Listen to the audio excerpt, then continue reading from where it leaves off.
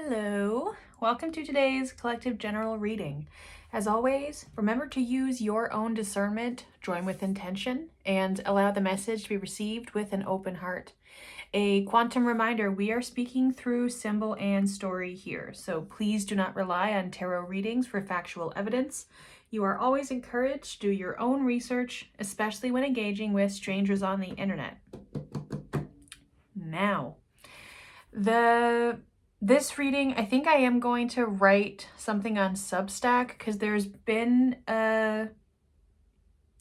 little trickles of information coming through a reshaping of ice. And so looking at that connected with water, a shifting of states with our emotion, with cups energy, all of that jazzing together. And where I live, Monday was a beautiful spring into summer's day. Like I'm talking, it's Celsius in like the teens. It's a beaming bright sun, beautiful blue sky. It's perfect. And then the next day it is a rainstorm, which turns into freezing rain. And everything that had been cleared, and we thought, we're out of this now. It did immediately come back, but not the same. It's not a winter's storm. And I look outside my window and I see, and you'll see pictures on Substack, the link is in the description. I see all of these icicles encasing every single branch on the tree, the shape of the trees shifting, how they're not holding, not depositing, how they are not maneuvering, delegating, how they are delegating their weight. And then you'll be walking by and then hear the most crystally beautiful magical sound and then see all of these little ice coats just shattering to the ground. And in the destruction, if you want to use very plain language, in that ice no longer becoming what it had been encasing, the tree is freed. There was no long-term damage, no real wear and tear on the trees. The trees know to expect rain to come, and in this climate, it is often cold. So the region itself, the ecosystem of existence, is expectant to this shift in weather and knows that these small changes with great impact are temporary. Now, when I was getting set up, the shape of ice came through, so I think this is our theme for today. And I do find it interesting that the writing of ice is 1 stroke, 2 strokes, 3 strokes. So something about the natural evolutionary flow of matter. As there's a sweater of mine with a pattern on it that's catching the corner of my eye, and I hadn't noticed, but from this angle, it looks almost like a coat of arms of some sort. There is these two that are curling, and then in the middle is something new forming. So I feel that this is a state where the collective is right now. So let's do some cards. I don't know how to pronounce her name. Ethel Colquhound? If you know how to pronounce it, you are more than welcome to let me know in the comments. And I will always say it's the most beautiful deck. It is rose scented. And I've had this for 6 months, 5-6 months now. Okay, so this this shape of ice. What message does Spirit have for us in not navigating the path, but I'm picturing someone walking along the sidewalk under these trees that are drooping and wanting to be mindful of our steps so we don't slip on ice that has already fallen and is mid-transitory states going back to water, and we don't knock our head, our mind, swords energy, we don't knock that into the tree bowing above us. I swear to God. I swear to God. Who's on the bottom here? 9 of Discs, the Lord of Material Gain. 7 of Swords. I swear to God. The Lord of Unstable Effort. Now, if this is the first video that you've seen of mine, you have no idea why I'm saying, oh my God, to the 7 of Swords.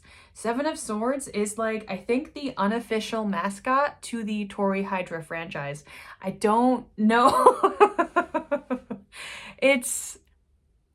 It never shows up in pace of a reading. It always shows up as an exclamation mark. It's never just a participant. It is a showrunner. And placing this here, I'm seeing the radius of this candle. And if you kind of picture it, well, you can, because you are from a bird's eye view. But this is kind of like this from far away. And I had done a video the other day that was breaking down things that had come from the end of the cycle from the previous candle. So there's something really beautiful about this new beginning.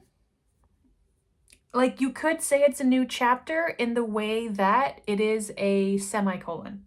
The first one didn't necessarily end. This is also a chosen continuation in message. So what does 7 of Swords have to say to us today? I'm literally, that was it. That's all from this deck. Thank you, thank you, thank you.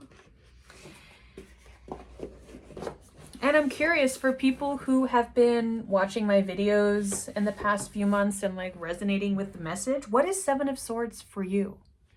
Because it's not just coming up for me. These are collective messages. And so I'm curious, what is it? And again, this having been signed in 77, like what, I'm taking my glasses off for this one. What is it about these 7s that continue in return? When I was getting set up, everything that wanted to be chosen is rounded.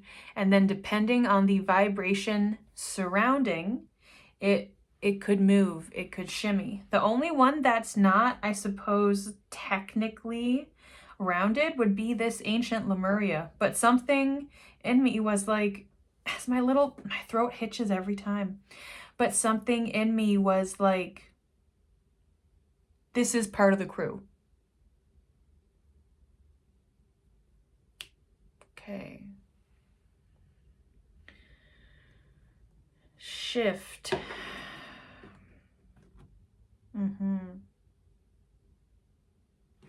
I don't normally like just taking the top card.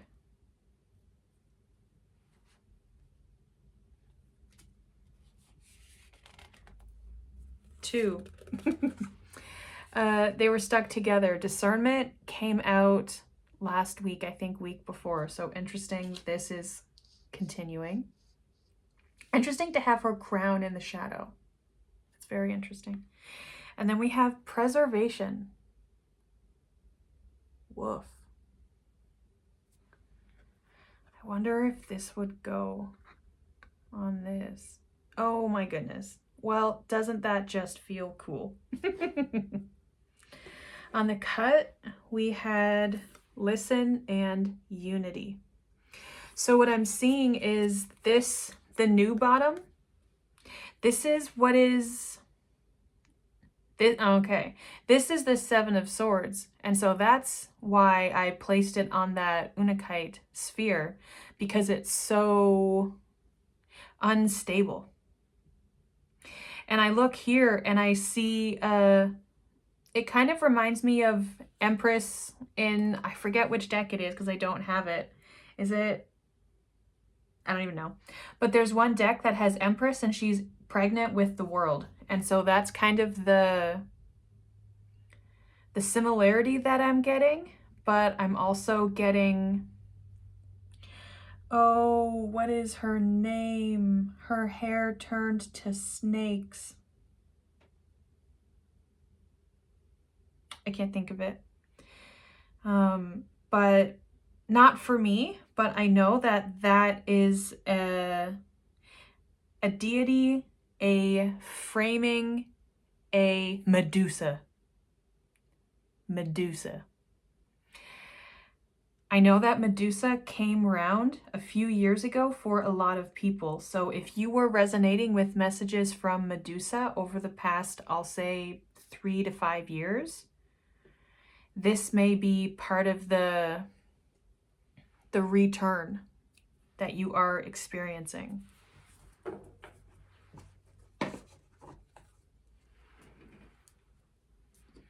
And the song I've had in, and you know, of course, every time I open up the YouTube app, the first short is Lily Allen on tour, which love Lily Allen.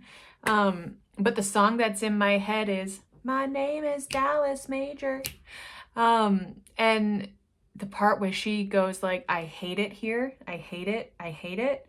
There's something of you feel continually stuck inside this Seven of Swords and you feel that you are, I'm hearing like, feel that you are rotting or rotted. I look at here, the yellow and the red looks like here. I don't want to move it because it's this balance here. I see this yellow and orange, and the red, just the tips of these flowers here in her hands. But I'm getting, this is all of the resources, all of the energy having been sucked like through you, sucked from your essence. Life force go poof. Yeah, I just saw some incense roll off. And so perhaps you've been, and this could be a lifetime pattern. This could be something that's happened in response or in reaction to challenges and hard times that life has presented you with. But you're feeling done. You're feeling done. And thinking to the first card on top of the stack was calling me, but I'm like, I don't like picking the top. I don't like picking the top or the bottom unless I've shuffled live, because something in me is like, someone's going to think I just put the card there. And it's never happened. No one has ever said it. But I think it's that the phrase of a mirage is coming through with imposter syndrome. But feeling that doing what is natural or intuitive for you when it feels so easy, as witnessed upon, you feel like you're faking or cheeking or sneaking, like cheating or sneaking. Something about a nervous flicker or flutter. Yeah. To do with this Seven of Swords energy. My name is Dallas Major and I'm coming out to play. Okay. Ace of Cups on bottom. Look at me looking at the bottom. Top and bottom. Something about, like, girl, stop making it so hard on yourself. You know what she could do? She could drink a glass of water. She could hydrate herself. And you may look and just be like, tea. She's obviously skeletized. Water isn't going to do it. Water's not going to hurt.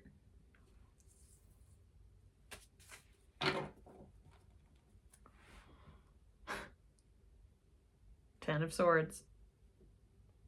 As the last one that had flipped was the Ace of Swords. And seeing that key in the middle, something with this unlocking. And you know what? You know what this might be, folks? This might be the death to this Seven of Swords cycle.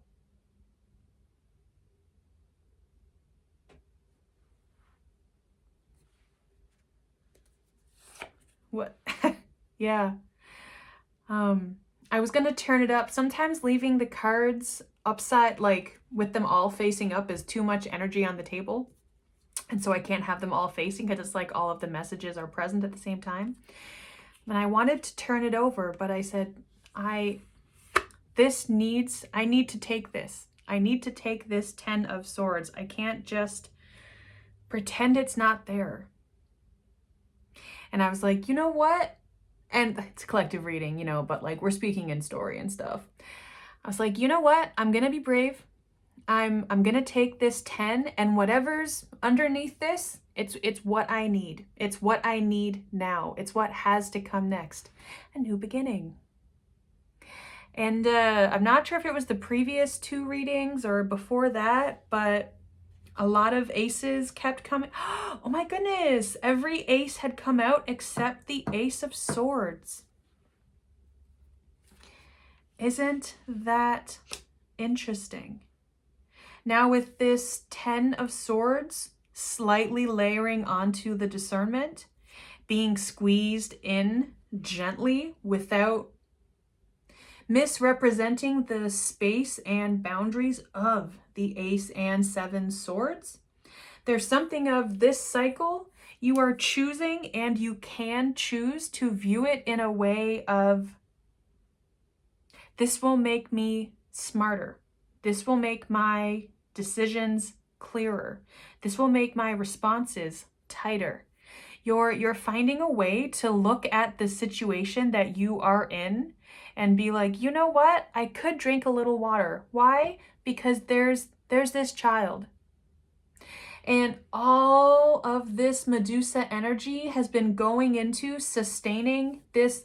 Look at this chubby little baby who has more than enough. Look at all of the life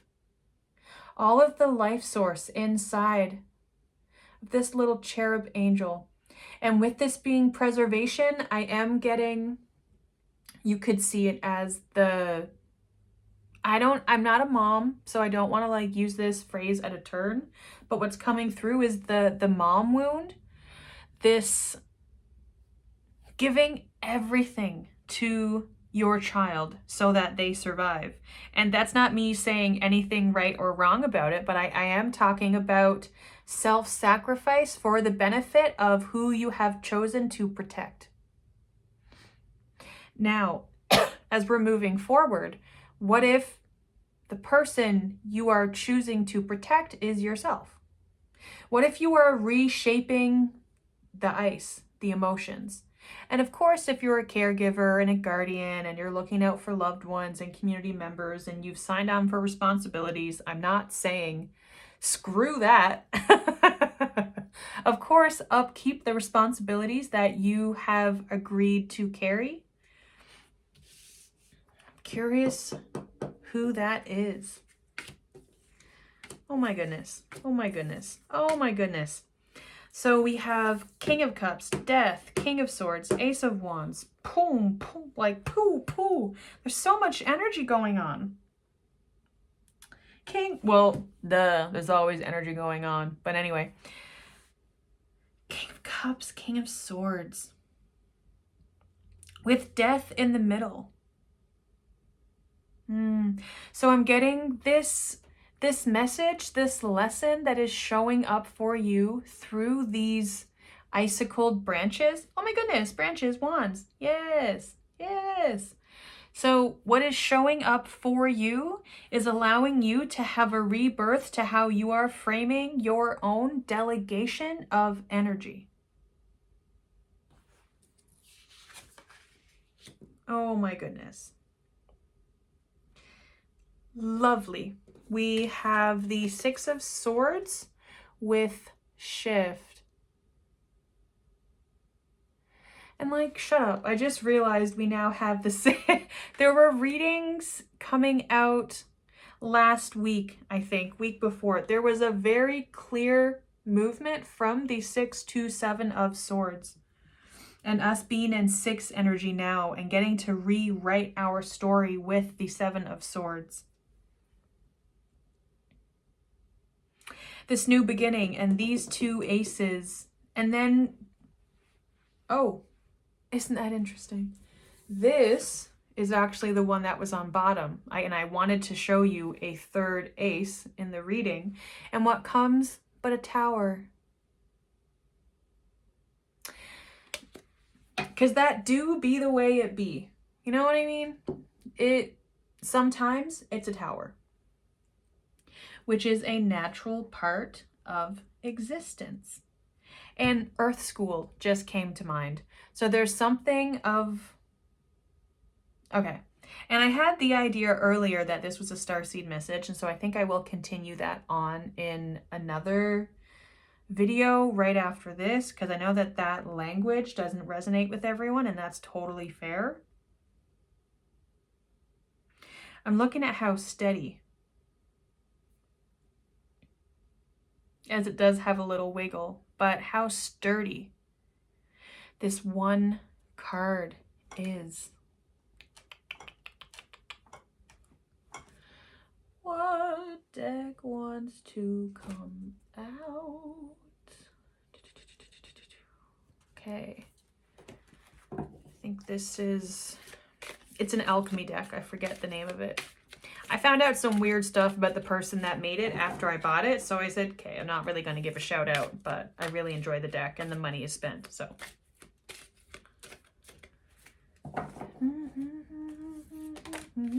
Oh. That too, that too, that too. I am getting a top and bottom sensing, but that'll be a gift for us. This new bottom, ooh, number 3, Fire, Volcano, Star. So, star, seed, yes, I am getting that. But also with the 3, it feels, oh, interesting, as the candle is cutting through that. A new flame, as I just heard something in my wall.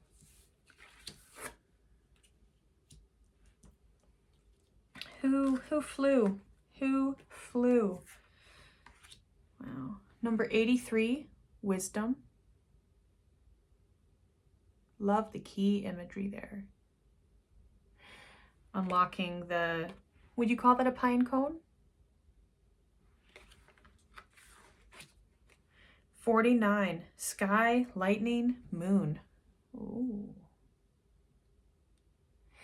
Lightning has been coming up a lot recently, actually.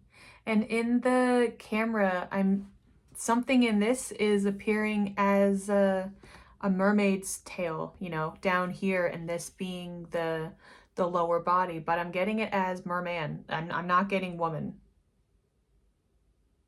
Merfolk. But it does feel masculine. Well, I suppose makes sense. We have these 2 kings here. 11 and 13. Which is a 2 and a 4, so 2, 3, 4.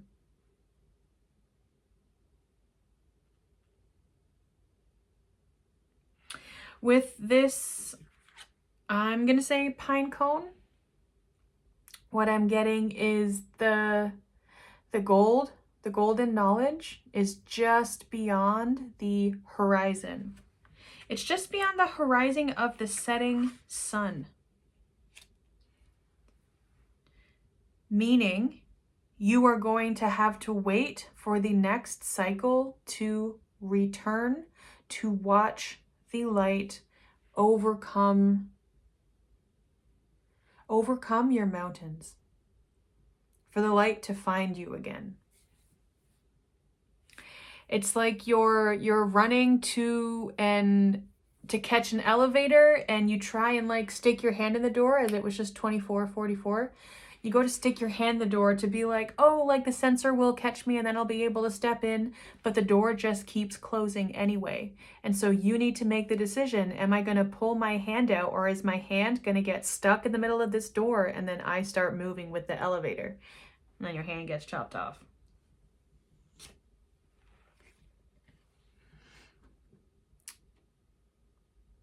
Wow. Shut up. Wasn't I just talking about sun over the horizon, over the mountain? Stop. Oh my God, stop. Okay. I don't know if you've been experiencing this, but recently it takes a lot less energy for me to tune in and be present spiritually. What used to feel like needing to be serious, needing to be focused in, needing to be, stoic or something, is just like, no. Don't even worry about it. Can you even see these cards? Is it cut off? Yeah. Can you even see this star down here? No. Interesting. This core strength is lost in your peripheral vision. It's lost to your surroundings. So what is it that you are missing?